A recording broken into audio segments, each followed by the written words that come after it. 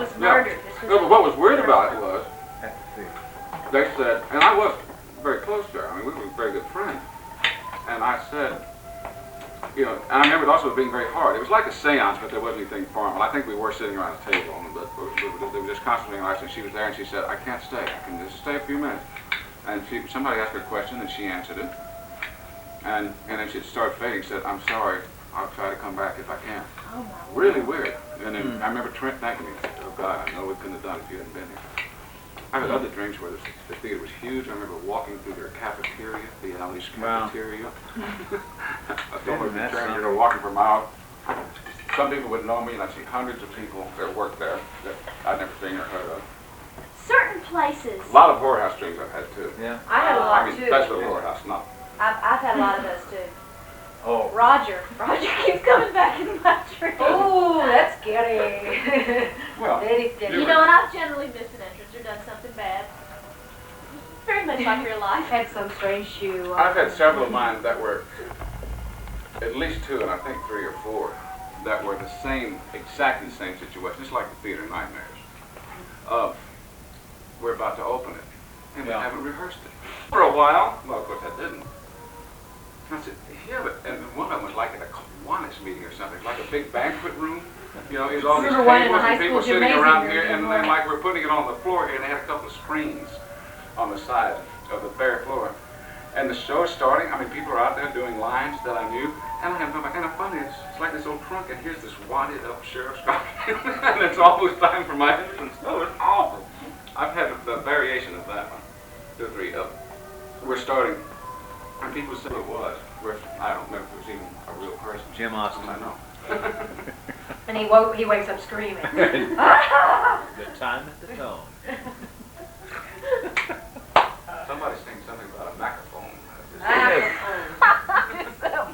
Somebody might have a microphone. in here. Kingfish? We still do that. I Big fuss myself. The Is word that really true? Did that really happen? No, the line is I'd kick up a big fuss myself. I kicked up a big fuss myself, and I was directing it. And sitting out there, all I could think of was what an awful spooner is. Somebody said I'd kiss up a big fuss. That's all I could think of. Oh, what's your husband, Jack? I'd kiss up a big fuss. And so I said, and I thought of it, and I told everybody except the guy playing it. I said, for God's sake, don't mention it to him until the show is over, okay? And I giggled, you know, everybody should giggle whenever you say the regular line. And then right after that, I directed the show again, and I fired the guy playing the lead and took it over. You had to play the I had to say that line every night. And every time I don't know why I didn't just rewrite it. I mean, I'm a director, I can rewrite the line, but I didn't. Every time I get there. But won't your husband object? I kicked up a big fuss. So cut to 10 years later, right? I'm doing the part. You've heard the story already. He comes up and says, I don't want to really screw up. You're only going to be doing this role for 13 weeks. But let me tell you a little story. So now me, for 13 weeks, I think I'm It's never ending. Oh, God. Maybe Not only that, the cruelest thing the character who says it is a minister. No, he is. He's the visiting American. No. Her That's husband's right. the minister. That's That's right. How many of us was it that did that? It was the line introducing me in Horror House, and I really laid into June for that because all my girls know the rules by heart. Linda Lou, you start. Right.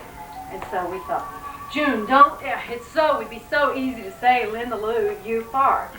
And she said, don't tell me that. It's like, don't tell me that. I don't want to hear. Don't say, Linda Lou, you fart, June. Don't say that because it'd be really easy to say, we were so mean to her. Oh God, we were mean. Oh, God. She never did, but as we know from other things, she said, walking down the avenue. Oh, God, that knows it. Walking down the avenue. Roast beef sandwich. Oh, God. Oh, that night. I'll never forget that night. Just listening as we're posed, frozen in horror, these words. And it was you and me, always in that bedroom, which was danger, danger, danger. We laughed through We everything. did. Well, you're only doing your 3rd year of the show. Right. And we were Christ. supposed to be, I remember when Toon first posed us in those poses, of course it was me and Connie Cooper at first. And we were like supposed to be draped here and with the leg here and okay, freeze for an hour and a half. And by the time you got in the show, it was the two of us sitting cross-legged on the bed as we could possibly be, because it was the whole trip to Galveston and walking.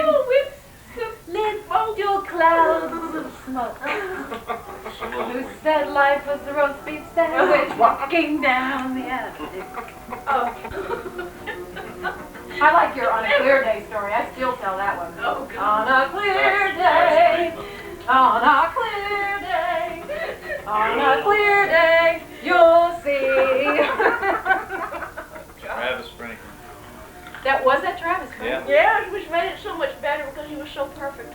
He was so perfect. And that time his wig fell off. As curly. When he was playing As Curly. curly. So they called him Baldy. Coming after the curtain calls. Takes his hat off and the wig comes right with it. It's a skinhead. Written in so that the other important people can change clothes. Yes. I mean, I had a lot of double scenes with him. He's the lead, and he never changed his clothes. But there's all these other characters that keep coming in. Now, time passes, and so they've got to go off and change the costume and come back in. I had a lot of double scenes with him, and then the other people would come in who are important. I'm a life reporter, or a time reporter, interviewing him or something about his late master detective. And I come into the sentence one time, and he and I had a funny, we'd work several shows together. We had a kidding relationship. And I come in one night, the other people are leaving, and I ring the bell, you know, I come in, it's my turn now, well, they change clothes. I come in, and it's the old alley, and the rain in there, all real close like this, and in the alcove. And out of the corner of my eye, here's this man, oh, Jesus. And I drop my hand across and feel the zipper.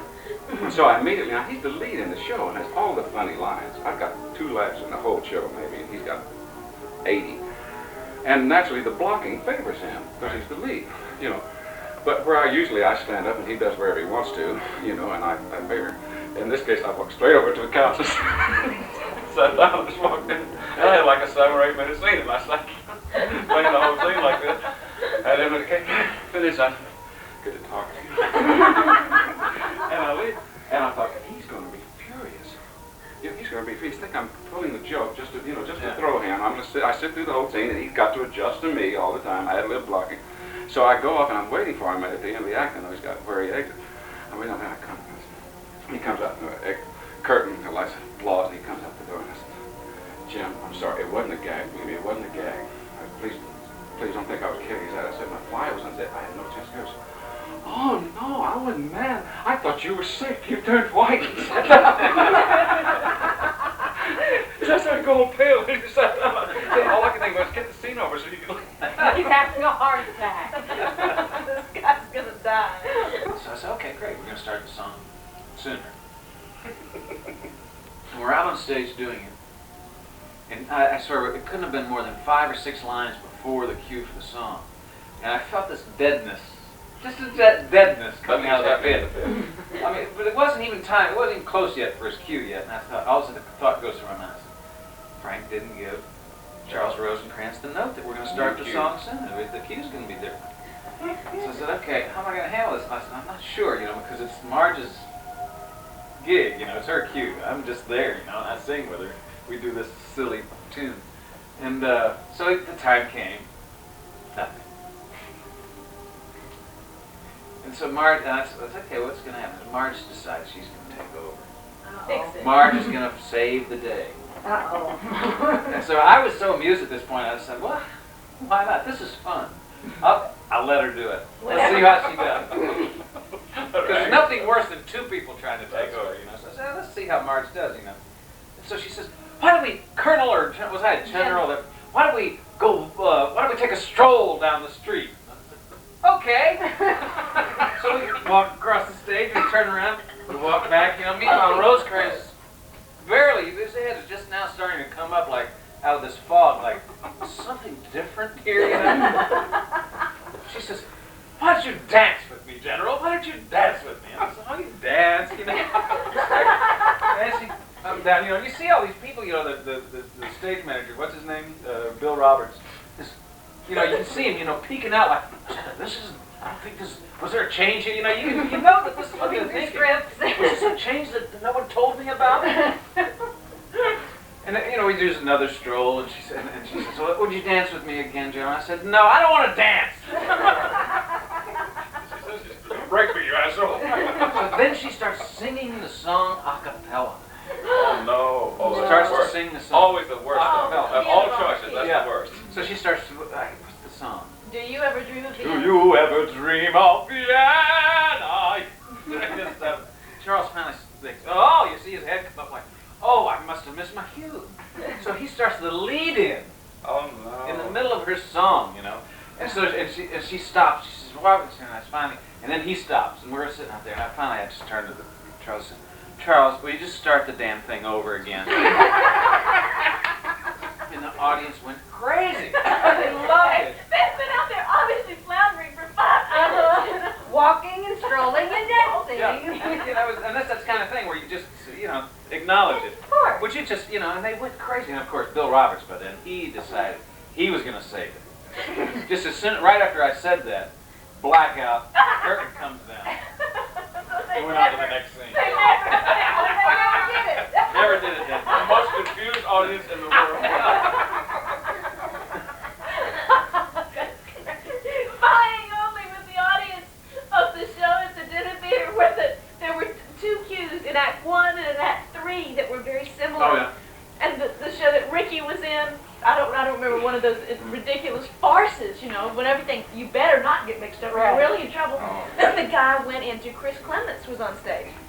The guy, maybe it was Chris who did it, but went into scene Act 3 during Act 1. And they finished the play. Ladies and gentlemen, thank you for your patience. Yeah, they just finished in their dessert. What?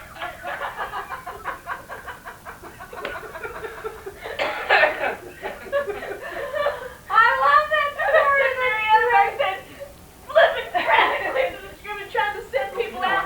We did that. The ghost, the day, and society. And he could stay with it then. But that was all right. We just made that a bit. But we're playing to sing.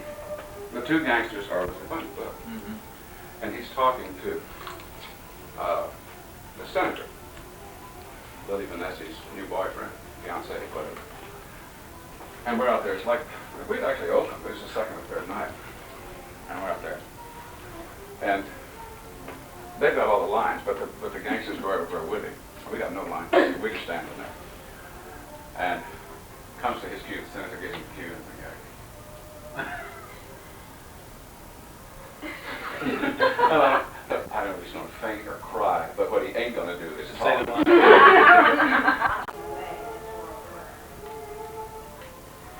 He says go, when you should take off the legs and go down the breast, the front of it, You in go an to angle break. like this rather than go, you know, go down the side like this, so start at the front of it, so an angle down Oh. that way, and then come back to the side, so you have nice, even cuts like that.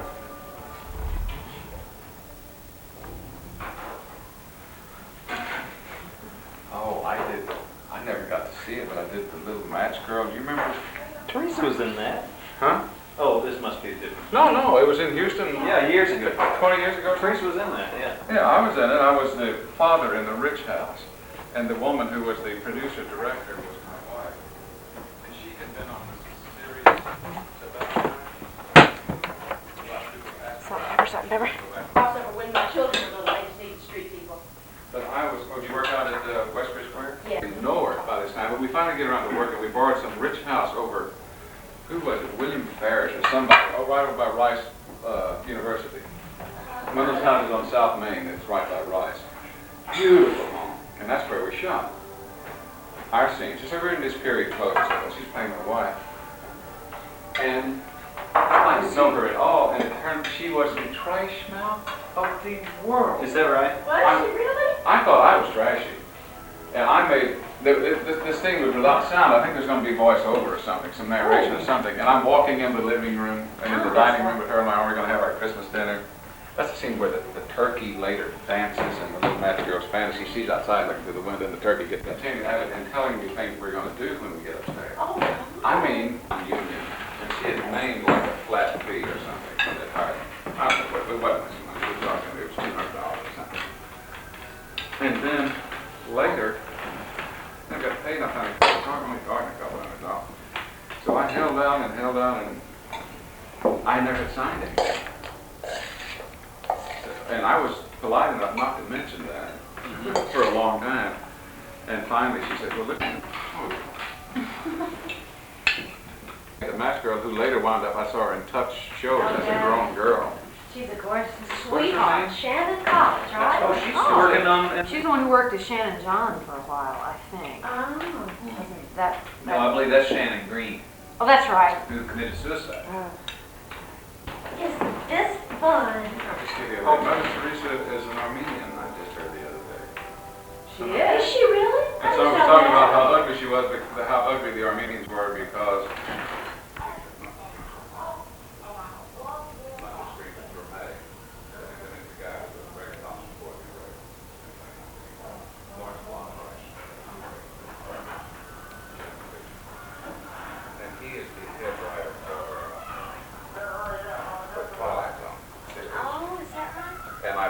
I've watched it a few times because it was on in Baltimore every Saturday night. And I've noticed that he writes most of it, but he's listed as head writer. This is that new But he's written. Twilight Zone series. Yeah. I didn't realize they were still making them. I thought that was. They're wonderful. Are they really? Are they? I loved Saturday nights there because we had such a short show. We had an hour and 5 minutes, no intermission. At 8 o'clock show and you through at 9. Well, actually about 9:10. We always went up late. We'd That's do it Food for Love? 9:10. Food for Love. An hour Well, and it's not 5? supposed to be. That's the way we direct it. It should be. It's still very short. It probably should be an hour and 15 to 20 minutes. We were playing it about an hour and 20 minutes a week before our first preview, and then we kept tightening and tightening, taking out pauses. It didn't cut any dialogue. Just taking out pauses. And, I've never and seen it should have that. played. I don't It's care the for it. two. What is Food for Love? It's the one that they made a movie of with Jessica Lange. And Jessica Lange and no, not Jessica Lange. No. I don't really You care don't for the play care. that much, and we had. I think it was ill-conceived. She looks tough. It was not a good production, and so it drove me crazy. And there I was. I didn't approve of the way it was being done. I didn't like the play that much to begin with, and I thought one of the performances was bad, and one of them I thought the girl I just didn't think was up to it. She wasn't terrible. I just didn't think she was capable of that role yet. Maybe in a few years. She doesn't have much experience. That's it. Must be. So.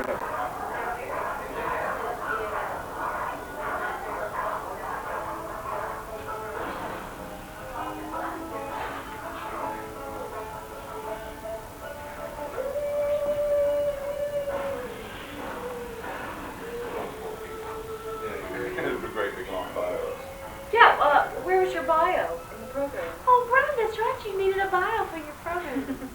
I would have written it for you. She hasn't done it the last few times. The first 2 or 3 things she wrote for the paper down there, she called and read to me, and I had to Correct give her her corrections on the phone. And I just say, honey, you just used the word reflection in the previous sentence. Don't use reflects on unless it's an extension of that. I mean, think of another way. Just say recalls. This is the main guy, and I'm sure is paid, who is also the variety stringer in town. He has an Oriental